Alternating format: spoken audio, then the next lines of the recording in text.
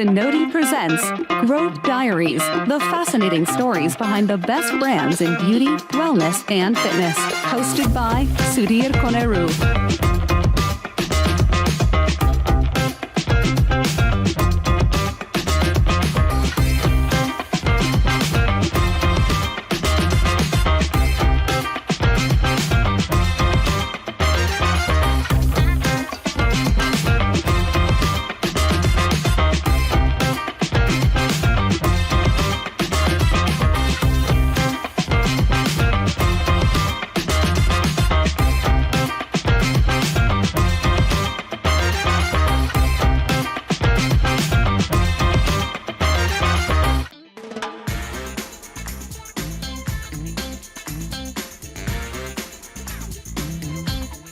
Well, from the beginning, like we wrote our business plan to have memberships, one thing that really stood out to us about our industry was lack of care for the employees. So we knew right away from day one when we were writing our business plan, we want to offer health insurance.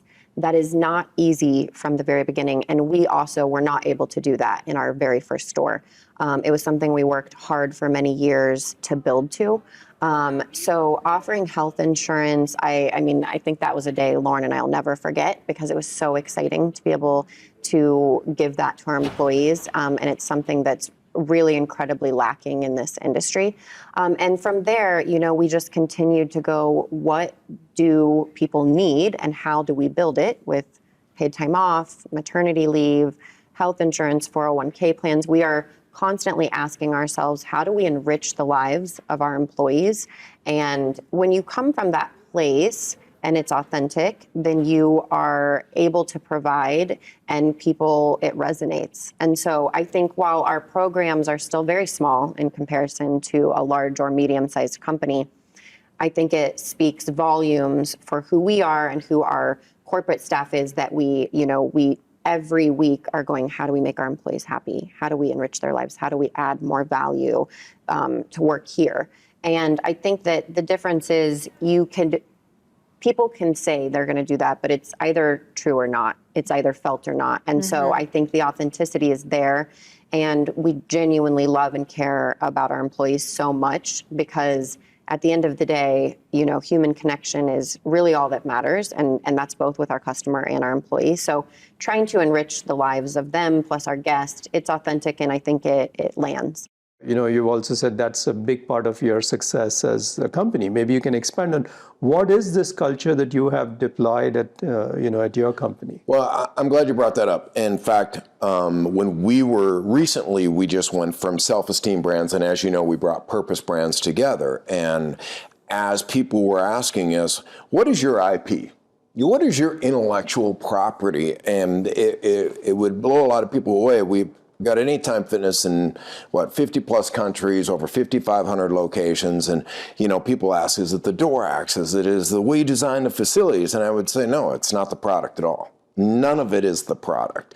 The IP of purpose brands in our future is really the same 4 Ps that sit on our wall. And it's really the culture we've created and the environment we put together, not just inside our 4 walls, but is outside in all of our systems out there. And it's our belief in our developing the right culture. And an example of that, people love examples, and I'll give you my greatest example. You go to Japan today.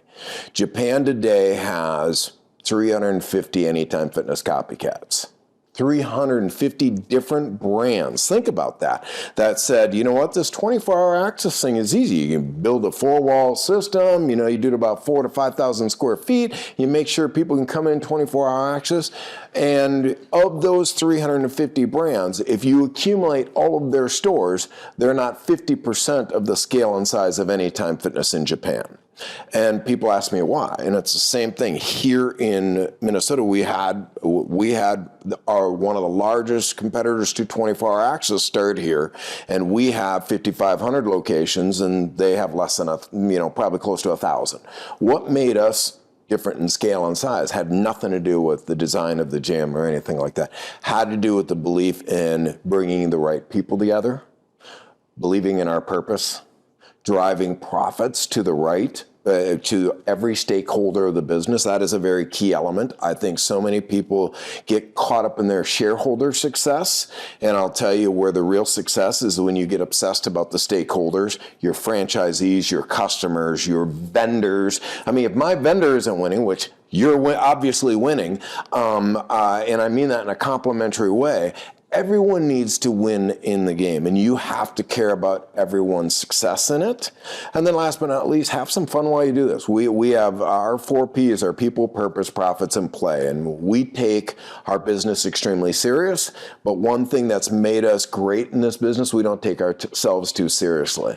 And I think a lot of people are just too obsessed with themselves sometimes. And so along the way, as you've grown this business, obviously, as you said, at some point hiring staff and therapists and finding them and training them and retaining is important. And I know it's been an area where you've spent a bunch of time. Like, how have you approached this over the years? Yeah, I mean, a lot of the things that we did in the beginning still exist. So therapist recruitment, esthetician recruitment is a lot of its relationships with the schools.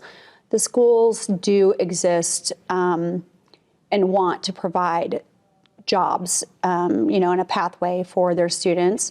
And so we keep up those relationships, of course, but a lot of it is also, it's a combination of efforts. It is trade shows, it is visibility with a lot of, the industry magazines and publications. It is referrals from our existing therapists. A lot of them have worked together at other salons and spas, or have gone to school together, or gotten CEs together. But at our core, what I would say is that it's really about culture. And, people leave because of people, and they stay because of people, right? And so sometimes people will leave because there's a little more pay, but most of the time, if they love the people that they work with and they love the environment and the culture, they're going to stay. And so what we found from a franchisor perspective, we really try to bring in franchisees that match our core values, align with our core values. And if we bring in people that align with our core values, then it's not just a fluffy thing that we say, it's really important. And how we bring franchise candidates through the process is really important as well. They've got to be a good match. It's got to work both ways, because we know that those franchisees, whether they're the key operator or they put someone in place as the key operator, those key operators are going to be that face of that Massage Heights, or that Heights Wellness Retreat in that market. And they're going to represent the brand. And they need to represent the brand in a way that is attractive to consumers, but also to team members. In our business, our product is our people. Without our massage therapists and estheticians, we don't sell massages, we don't sell facials, we don't sell memberships. And so the operator is critical. And it starts with who you recruit into your system, no different than any other company. Who your leaders are going to ultimately determine the culture within your organization. But I think, it's nice. So as you said, this business and the industry is all about the end consumer feeling good, walking out. Like, it's not just looking good. They feel good when they walk out, feel more confident. And that's why even I personally love this industry, is because we are in the business of helping people improve self-esteem, is how I think of it. And but in your case, you're touching so many lives when you reflect on it. When you're building a franchise brand like yours, you're helping the franchisees who are making a living out of it. And then there's the staff who are working there, as you said, and in their fulfillment and their livings are improving.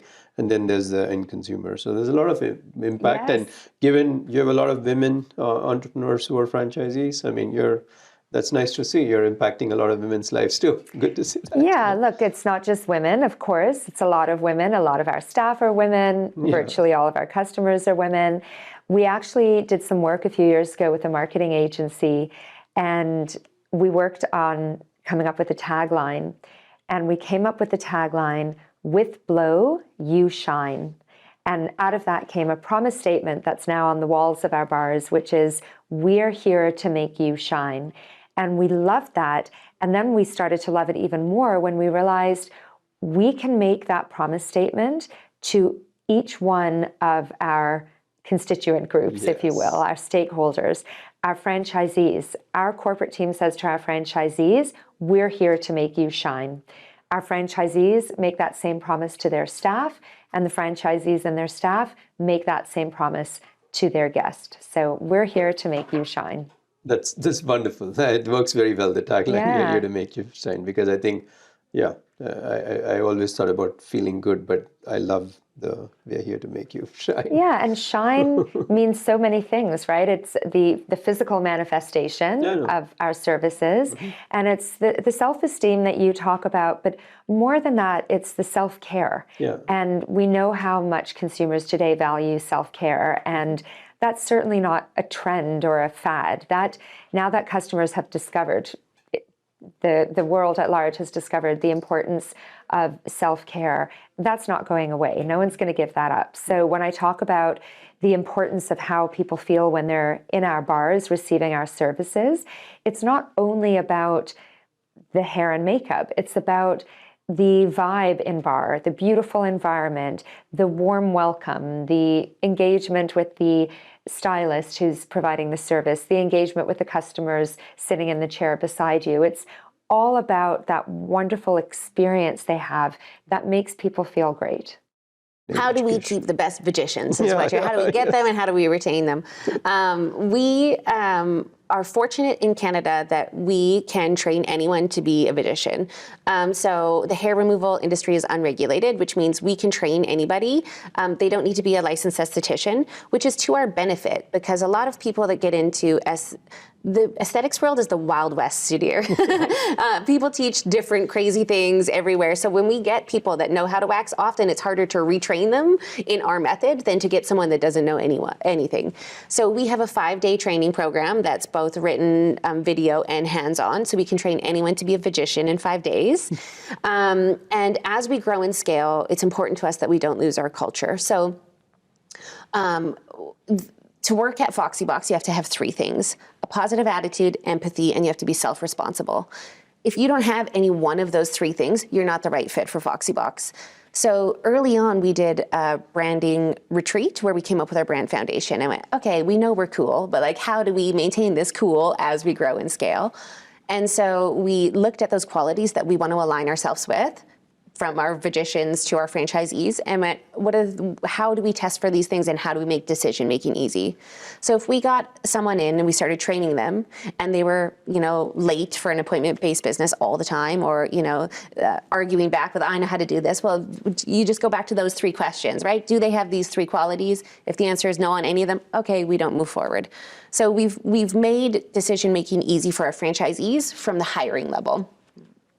And then, ongoing, we do reviews. So the senior tech, we've set them up as like a well-oiled machine. So they'll have a lead magician that helps do reviews and maintain the quality for our new hires as well. Cool. Mm-hmm. For someone who didn't go to, so you didn't go finish college or high school, even Sudheer. High school, okay.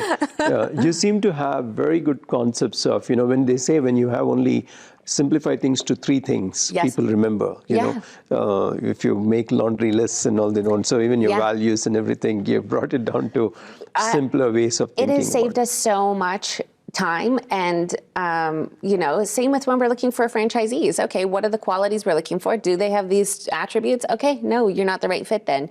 Decision-making funnels, we have 3 questions. Is it profitable? Is it going to make us money? Does it elevate the brand? And does it make us and other people feel good? That's my decision-making funnel. So if I have to make big company decisions, I just go back to that. Okay, no, it's not going to make them feel good, or it's not going to make us, okay, well, maybe we shouldn't do it,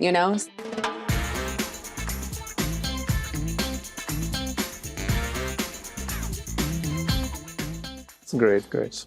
And I think, that's, like you said, you always, when you and Chuck are together, you keep wondering, hey, we are probably messing up something, or Chris being very self-critical. And they do say, even there was that book by Andy Grove, the founder of Intel, saying only the paranoid survive, because, I think successful entrepreneurs are always paranoid. They're not so sure that they got everything right. They think, I'm sure I'm messing up something, and that helps them a lot. You have so many partners in your business. Chuck and I have been business partners for 35 plus years and been great partners for 35 plus years. I could tell you how many times we've walked out of this office mad at each other. Probably 2, where I was really mad at them, right? And it was personal. All the other times, and we cleared that up really, really quickly. And all the other times, we don't take it personal. And when you build a team, you have to have a team that's going to challenge you. We are abnormal that I don't care who you are in our business. The worst voice in the room is the one not speaking. We want to hear your voice, want to hear your thoughts, and we don't want you to conform. If you're conforming to everything we're saying, you're probably not a value add to this team, right? I want you to challenge us. And Chuck and I have taught challenge is a positive thing. In fact, most business partnerships fall apart because they can't agree on something. And if they were agreeing on everything, they wouldn't be that great of partners. The problem in the world today is, you see it in our politics. We got a left side and a right side, and they can't work together. That's the problem. The ones working in the middle aren't even being listened to because the noisy ones are the far right and the far left. We need more people working. The noisy needs to be in the middle because that's where the beauty happens. Cool. And I think even, while you attribute a lot of success to culture, to the early days, and in terms of being self-critical and, all the things we've discussed, I also think successful entrepreneurs are also fairly persistent. I have my own memory of my early days of working with you when things went wrong with something with our payments and all that. I don't know if you remember now. I mean, you were not only supportive, but you were persistent to say, okay, damn it, let's fix this problem. And I think, persistence does matter in terms of the, outside of the 4 Ps you had, because it's a personal trait that an entrepreneur needs to have to not give up, I think, for an example, you brought up our relationship, and we have a great relationship. We've had it for a long time. It hasn't always been perfect. We've made mistakes. You've taught us on our mistakes. You've made mistakes. We've taught you on your mistake. You have to be accepting of people's strengths and weaknesses and want to collaborate and work together. And I think you have to be persistent in making sure that everyone is working as a team. People ask me all the time, what is your role, Dave? And I'll tell you, my role is take really, really smart people and get them to play in a sandbox together. And that is so true, because the biggest weakness in a team is the one not being a part of the team. I don't care how smart they are. It's not the A player that makes things happen. It's the people that care about everybody else's success. And it truly doesn't matter if it's your idea or not, that we create that. And we got to work through those challenges. I think challenges are the greatest things that we can have ever face, because if we're not making mistakes and you're not making a mistake, sorry, everybody, you're going to make mistakes too. You know what? You're not working that hard. If you're perfect and everything's perfect, guess what? You're probably coasting. If you're enjoying the show, we would really appreciate it if you left us a review on Apple Podcasts.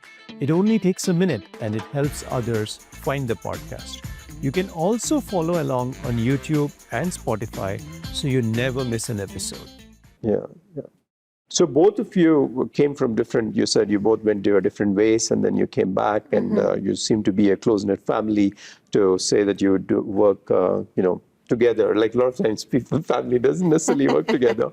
But tell me, how do you split your work, and do you define it carefully, or is it like, there's between the two of you? From day one, when you first start a business, I don't know how it functions for other people, but I'll speak for us. We fell very naturally into our roles. Lauren and I are sisters. We're also best friends. We're always together and always talking, whether it's business or not. So we have the same core values as humans. But in terms of who we are in a business world, we're complete opposites. So we feel really grateful for that. I think that we have an immense amount of respect for single founders because we can't really understand how they could do it. The things that Lauren does, I couldn't do, and vice versa. We have such different brains in terms of how we operate our business. And we have places that we cross-intersect, like marketing heavily, but for the most part, we fell very naturally into our roles just based on who we are as people and kind of how different we are at our skills.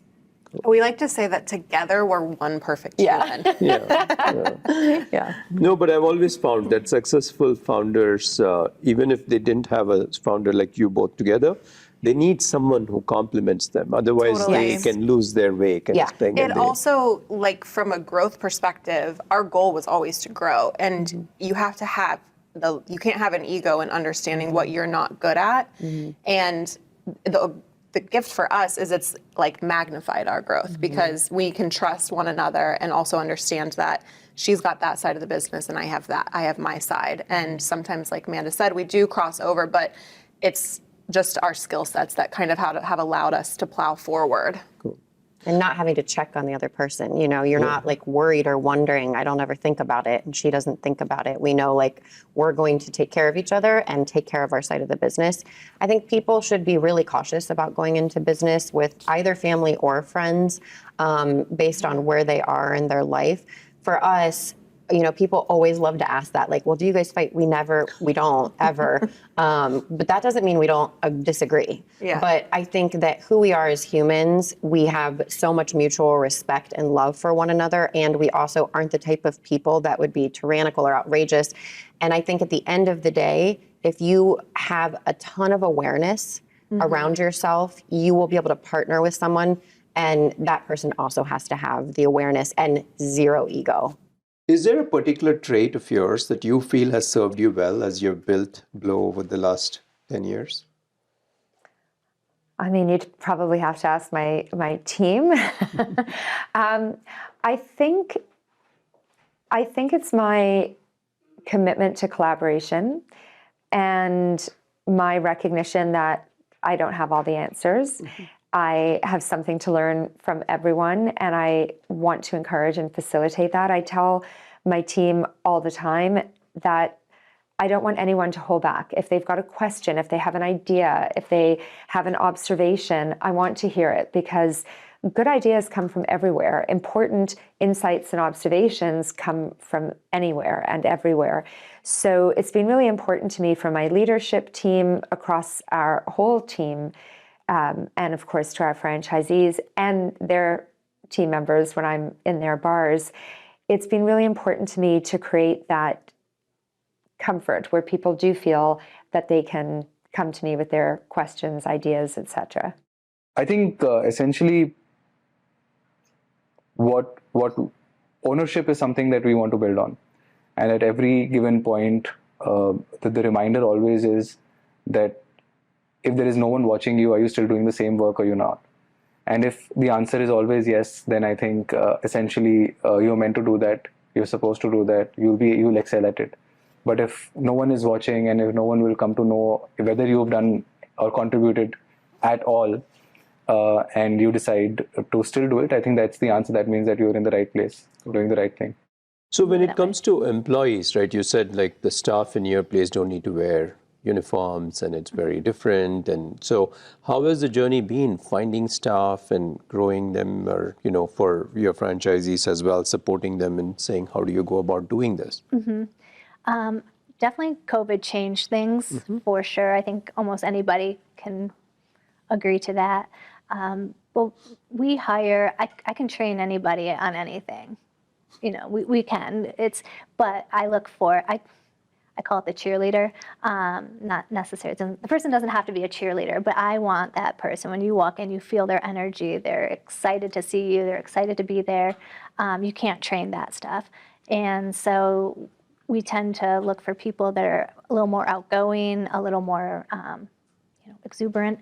But I think, the training aspect and retention. The other thing within aesthetics is it's very linear. There's not a whole lot of upward mobility. You can go from, a spa to a med spa to owning your own place possibly, but not a whole lot of like upward mobility. So we try to create that at a unit level and as an organization. So we're going to be rolling out some things here soon to allow estheticians from our whole company to start moving up the ranks, so to speak.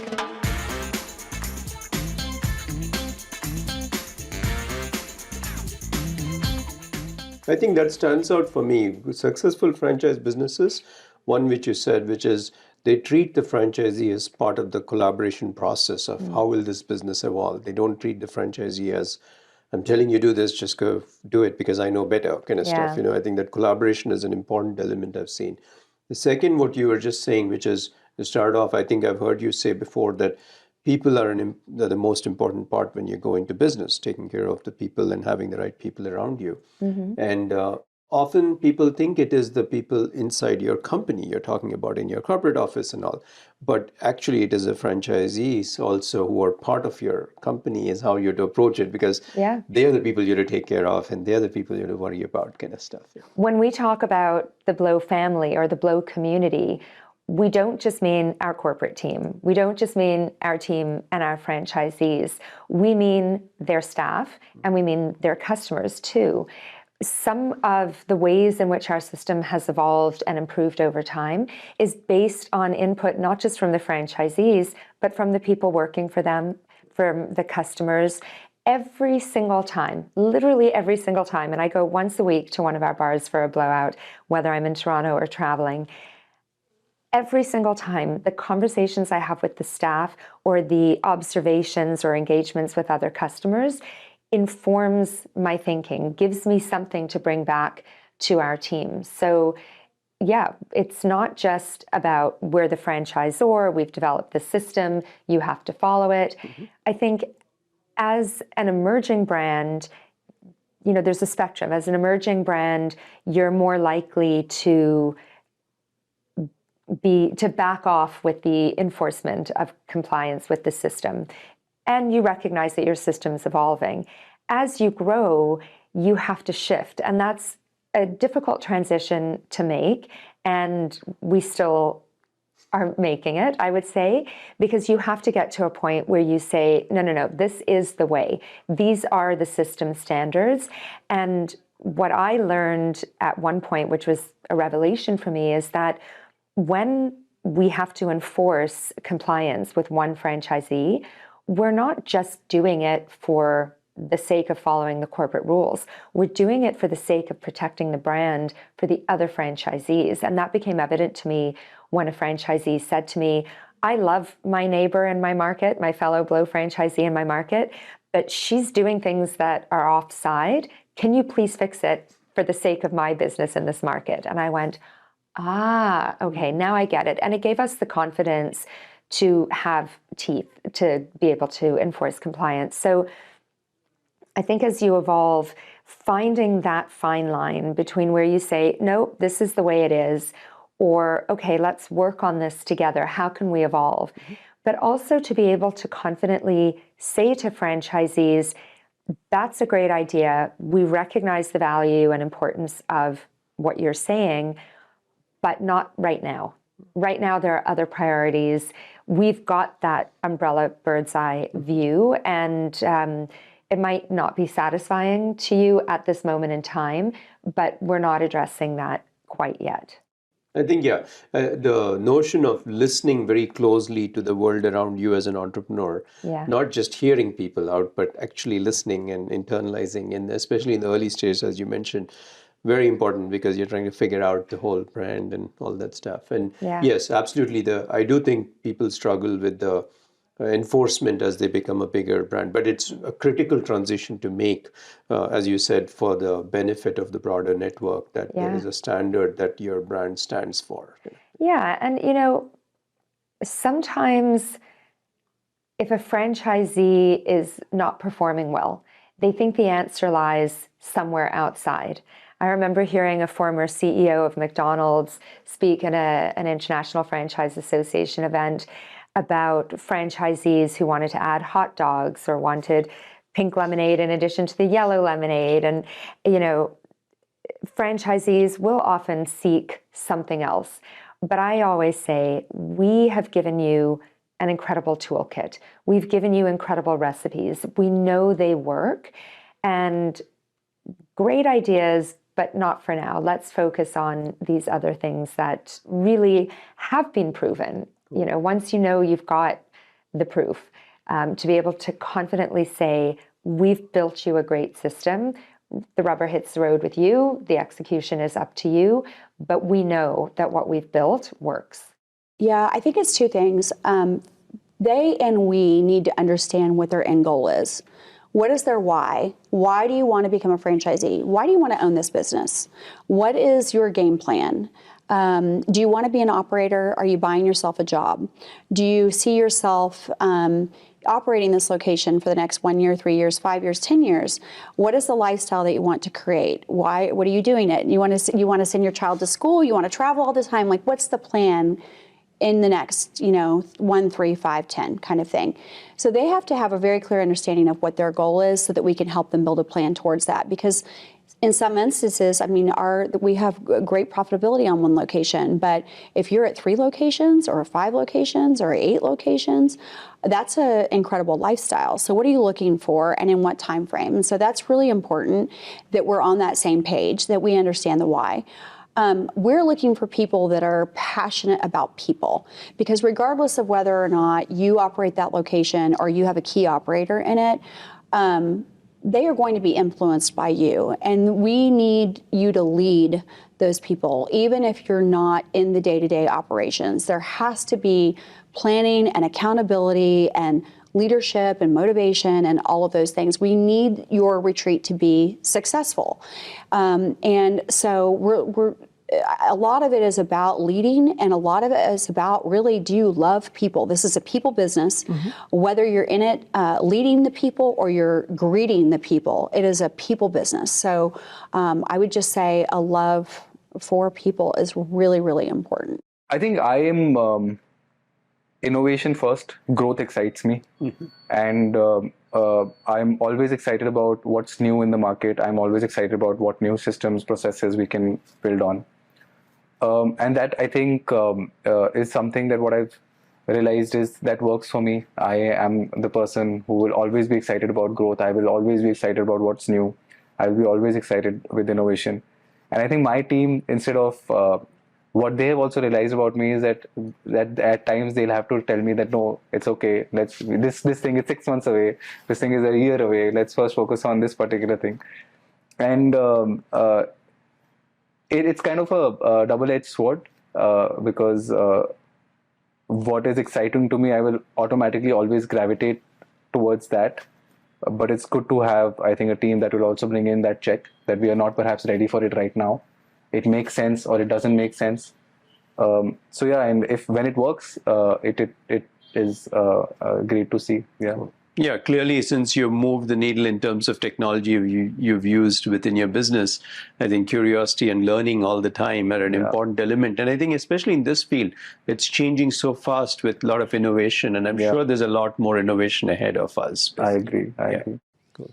And so if you had, in very brief terms, why should someone choose Oasis Facebar? As a client or a franchisee? As a client. As a client. Again, it's that relationship. One of the other owners on the panel, he was talking about how he was Googling or looking at reviews and being comfortable. For me, it's always been establishing those relationships and making it very personal. Do I want the estheticians to be sharing everything about their lives? Probably not, but it makes you more relatable when you can actually share stuff about yourself. So I do want them to open up appropriately, but I do feel like people come to us because they want to relax and they want their skin taken care of and all of that, and at an affordable price, and make it a ritual, a monthly thing. But at the end of the day, I want them to feel like they're excited to come in. Much like a hairstylist, you go in and you're like, oh my gosh, I can't wait to hear about her, drama with her boyfriend or things like that. But I do want, I want someone to look forward to their time at Oasis Facebar. Cool. So it's like having, many people have a great relationship with their stylist and, look forward to the monthly thing kind of thing. Same way, I guess here they have a great relationship with your people, with your staff. Absolutely. We have great retention. We're rolling something out, and some estheticians had to apply, but they couldn't apply until they've been with us for a certain amount of time. And a shout out to Jordan in Chicago. She's been out there since day one. Scottsdale, we started with 3 estheticians, 2 are still there. We're going on 4 years, January. Nashville has Sunny still out, from day one. And so it's incredible in this industry with a high turnover rate that we have had such great retention. I guess it goes both ways. It's great for the client, it's great for the provider to have those relationships. So, and I try to have relationships with them as well. I mean, I don't know how many estheticians we have now in our system, but I know almost all of them. Growth Diaries is brought to you by Zenoti.